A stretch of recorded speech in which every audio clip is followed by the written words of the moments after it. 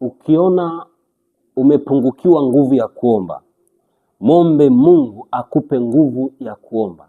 Kuomba ni neema.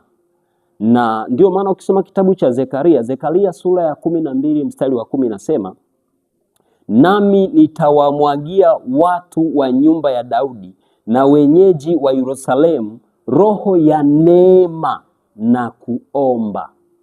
Hey, kama ungejua adui Satan, Ibilisi, anapokuja kukuzuia mafanikio kwa wewe ambao unamtumainia Mungu. Ndio maana Biblia inatuambia kwenye kitabu cha Luka sura 18 mstari wa kwanza, tuombe bila kukoma.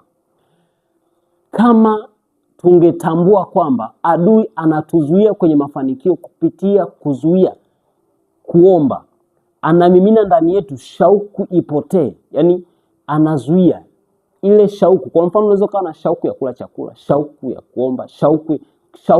Sasa adui siku zote anang'oa ile shauku na neema ile inakosa nguvu, kwa sababu atakachokifanya ataingiza vitu ndani yako ambavyo vitapunguza nguvu ya kuomba. Kuudhiwa, kukasirika.